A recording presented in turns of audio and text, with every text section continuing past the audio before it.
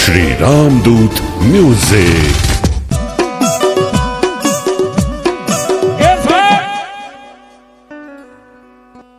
જેને હિન્દુ માને મુસલમાન માને સાહેબ,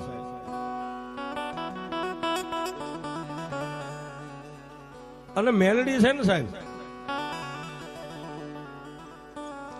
એ પાંચ ગાંડા હાચવવા હારા હો. આ તમને એમ હોય કે રાજુભાઈ છે મેલડી મેલડી નહીં સાહેબ, એ પાંચ ગાંડા હાચવવા હારા એક મેલડી નો હસવાય સાહેબ. આ ગાંડાને જમાડીને એક ઓરડામાં પૂરીને તાળું મારી દો એટલે માલપા ભલે ધમપસાડા કરે. એ આને તો પૂરો તો પુરાય નહીં, બાંધો બંધાય નહીં. મેલડી નો માર્ગ સૂક્યા ને સાહેબ, પછી દુનિયામાં કોઈ તમારું બાવડું ન પકડે, પણ કોઈ ભૂવો એવો નથી કે તમારો દાણાનો જો હાથમાં લે. મેલડી ગાંડી થાય તો દુનિયા ગાંડી છે સાહેબ. પણ એ જેને હિન્દુ માને મુસલમાન માને, શું કામ ખબર છે સાહેબ? તમને એમ થાય કે જ્યાં હોય ને પ્રવીણભાઈ મેલડી ની વાત નકરી વાતો મેલડીના જ વખાણ કરે, પણ સાહેબ સત્ય હોય ને હોનાને કોઈ દી કાટ નો ચડે સાહેબ. બહુ આંખે નહીં સાહેબ, આ નજીકનું સુરેન્દ્રનગર. જોકે માણા તો અત્યારે મરી ગયો છે, પણ હજી જઈને તમે કોઈ એમ કહો ને, નામ દો ને સાહેબ, મેલડી નું નામ પડે ને ત્યાં હજી સુરેન્દ્રનગર ધ્રુજે હો સાહેબ. આ મસાણમાં મેલડી બેઠી છે. હમણાં હું માંડવો કરી આવ્યો. એ સાહેબ અમે તો એક નવાઈ જોઈ. મેલડી નો માંડવો હતો ને, માણસને બાળવાની ખાટલીઓ માથે માણસો હાથમાં ડીસું લઈને જમતા હતા સાહેબ. હા, માણા એમ કે શમશાનમાં નહીં, મેલડી કે શમશાનમાં નો જમાડું તો હું મેલડી નહીં સાહેબ.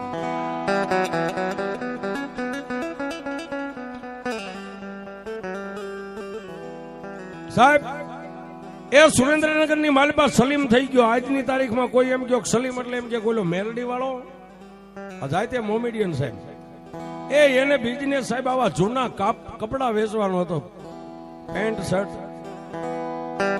ક્યાંય મેળો ભરાતો હોય ત્યાં જૂના કપડા લઈને વેચવા જાય. ક્યાંય ગુજરી બજાર ભરાતી હોય મંગળવારી રવિવારી, એ પોટકું લઈને સાહેબ સલીમ જૂના કપડા વેચવા જાય.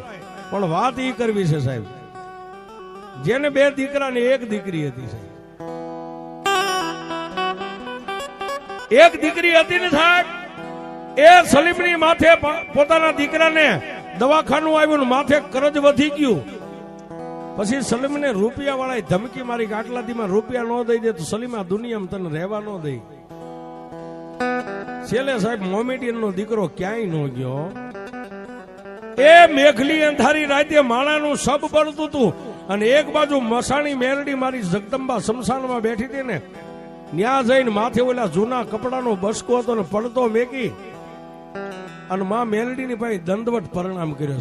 સાહેબ જાતે મુસલમાન હતો, એને કેમ હિન્દુ પગે લાગે આવડતું નતું, પણ એક બાજુ આમ બસકો પડ્યો અને એક બાજુ મેલડીના પગમાં સલીમ પડ્યો ને એટલું કીધું કે એ માં, એ દુનિયામાં મને મોમેડિયન ના દીકરાને એટલું ખબર છે કે તારા પગ ઝાલીને કોઈ તને માં કે ને એને તું મરવા નથી દેતી મેલડી, આટલી મને ખબર છે, બાકી ખબર નથી.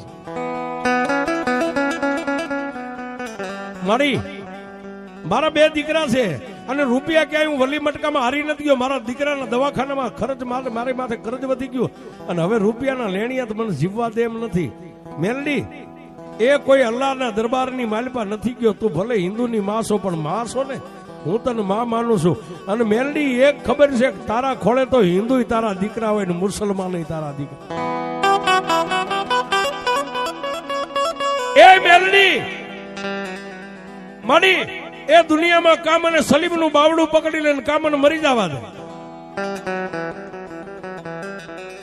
સાહેબ. આંખમાંથી ત્રણે કાહુડા પડ્યા ને, પથ્થરનો એક મહા મેલડીની મૂર્તિ હતી ને, પથ્થરની મૂર્તિમાંથી લોઢાના દાંતની કકડાવી બોલાવીને મેલડી એટલું બોલી, સલીમ એ સલીમ મરતા પહેલા કોઈ મને મેલડીને ખાલી ત્રાહી નજરે આમ જોઈ લે ને, એને હું નથી મરવા દેતી. તું તો મારા પગે આવ્યો છો અને જો ભલા માણા તને મરવા દઉં તો દુનિયામાં હું મેલડી નો હોય.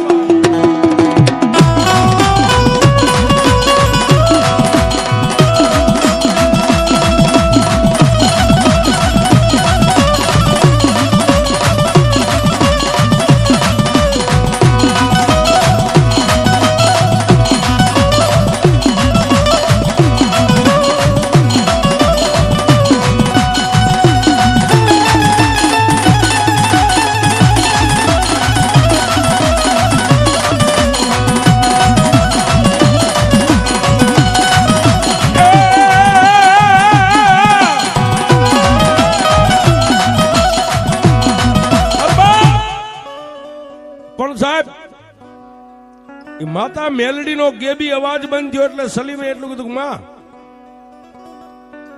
મારી હવે મારે તારો આશરો, તારી સિવાય ક્યાંય નહીં જાવ. એ ક્યાંક મારા છોકરાને વાપરવાના સાનામાના 5-25 રૂપિયા આપી દઈશ. મારી હવે તો દિયે તારી પાસે ઉગશે ને રાતે મેલડી તારી પાસે પડશે. પણ મારી એ આ શમશાનની માલપા બીજું કોઈ નથી, એક તું છો ને એક હું છું બાપ. પણ મેલડી એક તને વાત કહું, જેને મને મારવાની ધમકી આપીને એને ખબર પડશે કે સલીમ શમશાનમાં રાત રહેશે ને અહીંયા આવી જાય છે તો મને છોડાવશે કોણ બાપ? જોજો સાહેબ હવે મેલડી શું કરે. એ બા એ ઓલા રૂપિયાના લેણિયા શમશાનમાં આવી જાય છે, મારી મને શમશાનમાં કોણ મેકાવશે? ત્યારે મારી મેલડી એટલું બોલી, સલીમ સલીમ તારા રૂપિયાના લેણિયા તમે હાલ્યા આવતા હોય ને, અમારા તાવાના જે જૂની માનતાના તાવા પડ્યા ને, જૂના તાવા, એ એક તાવો લઈને તારા માથે આમ ખાલી ઊંધો તાવો ઢાંકી દે અને સલીમ તને એકને નહીં પણ આખા સુરેન્દ્રનગરની રૈયત આવે અને મારા તાવા હેઠે તને દેખાવા દઉં તો તું તારી મેં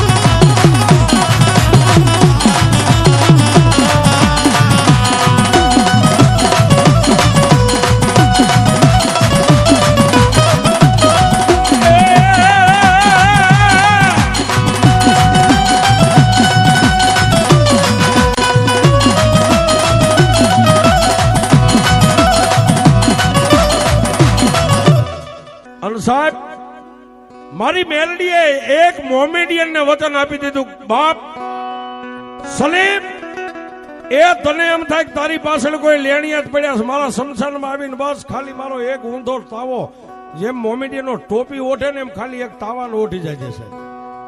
તાવાનો ઓઠી જા અને તારા લેણિયા આખી રાત કદાચ શમશાનમાં આટા મારે જો કોઈને નજરે થવા દઉં તું મેલડી નહીં. એ સાહેબ વાત બહુ મોટી છે પણ આપણી પાસે સમય નથી, ભૂવા ધોણે છે, વાત બહુ મોટી છે પણ વાત ઈ કરું સાહેબ, એ જેની એકની એક દીકરી હતી, 2 દીકરા હતા સાહેબ. દીકરીની હગાઈ થઈ ગઈ હતી અને જ્યારે એના લગ્ન લેવાનો સમય આવ્યો ને અને એ સલીમને પેરેલિસ થઈ ગયો છે રાજુભાઈ, પેરેલિસ થઈ ગયો, અડધું અંગ ખોટું પડી ગયું. એ ટીબી હોસ્પિટલ અત્યારે સુરેન્દ્રનગરનું સિયુસા બધી હોસ્પિટલમાં લઈ ગયા પણ ડોક્ટરે એવું કીધું કે ભાઈ હવે આમાં ખોટા રૂપિયાનો ખર્ચો, આ સારું થાય એમ નથી, સ્નાયુ બધી હુકાઈ ગઈ છે, બંધ થઈ ગઈ છે.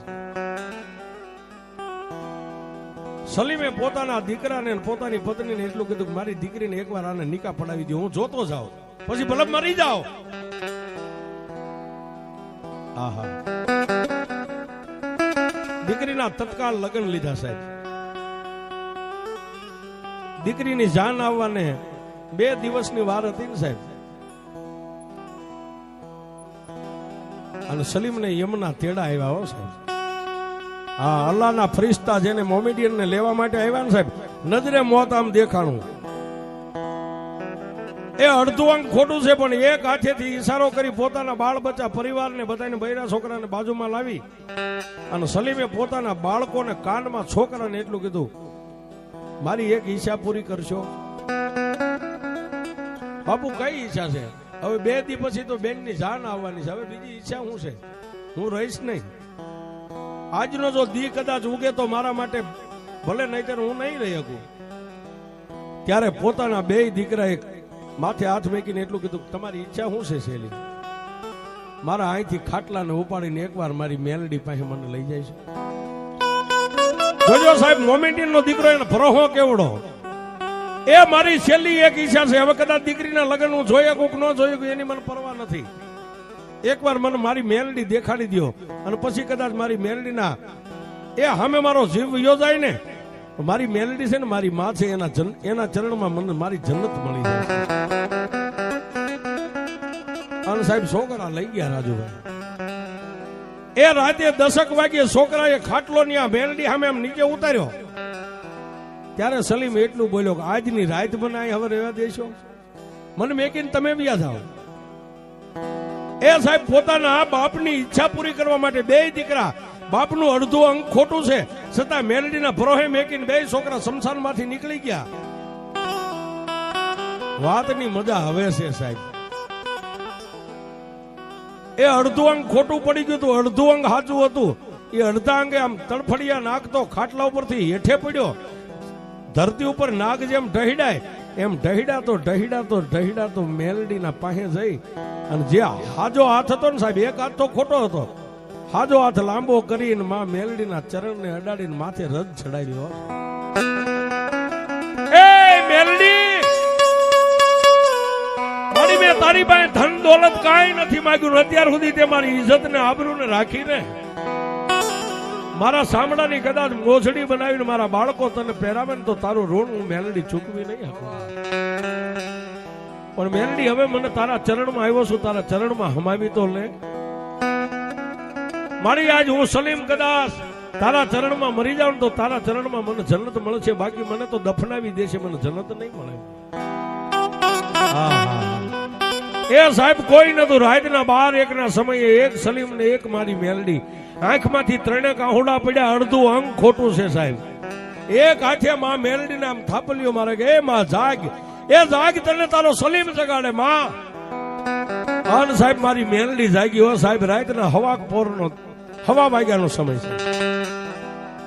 1:15 મેલડી બોલી, સલીમ તે કોઈ દી માગ્યું નથી તો મેં મેલડીએ તને દીધું નથી ને? કે ના સલીમ, આજ મને મેલડીને તારી માથે વેળ આવી છે, એકવાર માગી લે. તું માગી નો કરી દઉં, તું હિન્દવાણી મેલડીને માગી લે બાપ. મારી પણ મને અલ્લાહના ફરિશ્તા મને મારું મોત સામે દેખાય છે. સલીમ, મારી મેલડીનો હુકમ ન થાય ને ત્યાં સુધી તારા ખોળિયામાંથી પ્રાણ નો નીકળે એ મેલડી છું. એ સલીમ, અમારું સમસાન રહ્યું ને, સમસાનની માલી પાસે એમના દૂધથી નો ફરકી શકાય. ઈ મેલડી છો, પણ એકવાર માગી લે, તક છે, સમય છે. મારી નજમા દીકરીને નિકાહ પડવા માટે જાન આવવાની છે. તું કહેશ એટલે માગું છું, બાકી હું તો મોતને વાલું કરવા આવ્યો છું. મારી અલ્લાહના ફરિશ્તા મને લેવા માટે વલખા મારી રહ્યા છે. ક્યારે મારો જીવ વહી જાય મને ખબર નથી. મારી માગવાનું કહેશ ને, તું માં છો, હું દીકરો છું, તારી પાસે માગતા હક છે મારો, અને તું માં છો, તારો દેવાનો હક છે. મારી નજમાની જાન આવે, નિકાહ પડીને મારી દીકરી મારા ઘરના આંગણેથી નીકળી જાય ને ત્યાં સુધી મારા મોતને ઊભું રાખીશ. જોજો બાપ, એક બાપ છે સાહેબ, બાપ અને દીકરીનો પ્રેમ કહેવાય, એને સામે મોત ઊભું હતું સાહેબ. 2 દી પછી મારી દીકરીની જાન આવે, મારી દીકરી એક નિકાહ પડે અને મારી દીકરી મારા ઘરના આંગણેથી આમ વિદાય થઈ જાય ત્યાં સુધી મારા મોતને મેલડી ઊભું રાખી શકીશ. હા. એ સાહેબ મારી મેલડી બોલી, સલીમ એ આજ હું મેલડી બોલું છું, લખવું હોય તો લખી લે. તારો એક હાથ ખોટો પડી ગયો છે ને? કે હા. હું મેલડી તને આશીર્વાદ આપું, તારી દીકરી નિકાહ પડી બધાઈને મળીને તને મળવા આવે ને, તારા 2 હાથ, એક હાથ હાજો છે ને, એવો ને એવો હાથ હું તને મેલડી બીજો બનાવી દઈશ. એ સલીમ, 2 હાથ આમ માથે મેકીને તારી દીકરીને આશીર્વાદ નો અપાવું તો મેલડી. સલીમ, તારી દીકરીના નિકાહ પડે ને જાનની વિદાય થઈ જાય ત્યાં સુધી તારું જીવન માંગે છે ને? કે હા. એ તારી દીકરી પૈણીને એના હાહરાના ઘરે વહી જાય અને દીકરી પાછી આવે અને એકવાર દીકરીને તું બથમાં લઈને મળ ત્યાં સુધી જો મોતને આંબવા દઉં તું મેલડીને.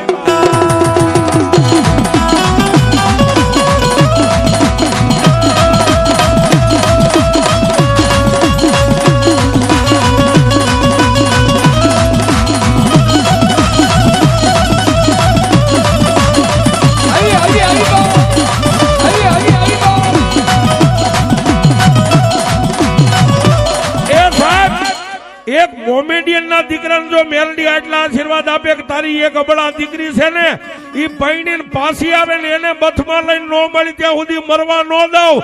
એ અહીંયા મારી મેલડીના જેટલા વિશ્વાસુ બેઠા હોય, જેના કુળમાં મેલડી પૂજાતી હોય, જેના વડવાએ મેલડીના અમર પિયાલા પીધા હોય, એ તમારા વડવાનું ભજન પડ્યું હોય અને તમારી ભક્તિ જો મેલડી સુધી આમી ગઈ હોય અને અત્યારે એક હાંકલો નો આવે તો તમારા કુળમાં મેલ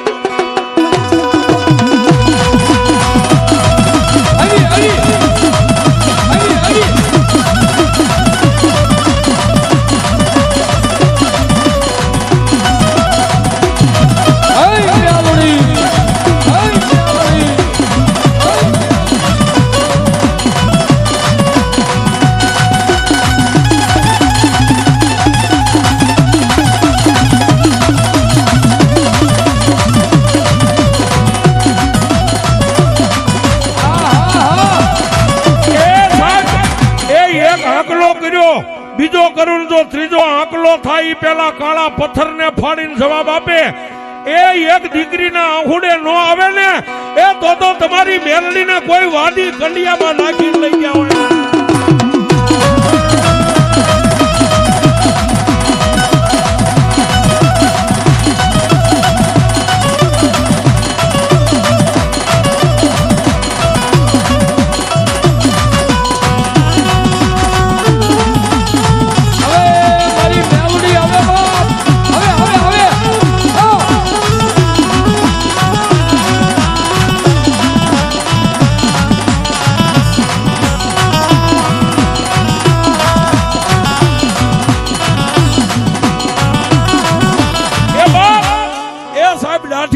ધણી યાદ કરે મેલડી આવી નવાઈ નથી, પણ સાહેબ આ બાજુ જ્યાં બેનું બેઠી ને એ આવી માવડિયું પણ ઘણી એના પીરની મેલડીના ભરોસે જીવતી હોય સાહેબ.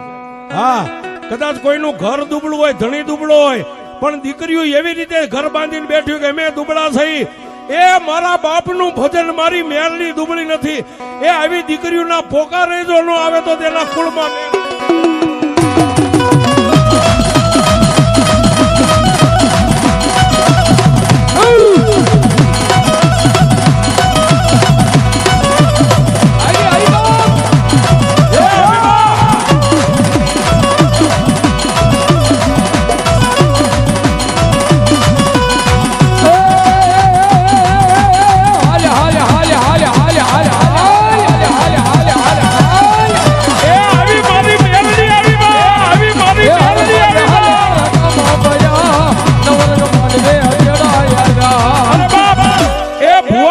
હોય કે ન હોય, પણ જેના અંગમાં જો મેલડીનો વિશ્વાસ લઈને જો દી ઉગે ને એમ કહેતા કે એ મારા રાજ્યા ગાંડાની મેલડી મારી 5 ડગલા આગળ રે અને ભલા માણા ભોમાં ભાલા નો બેહારે તો મારી મેલડી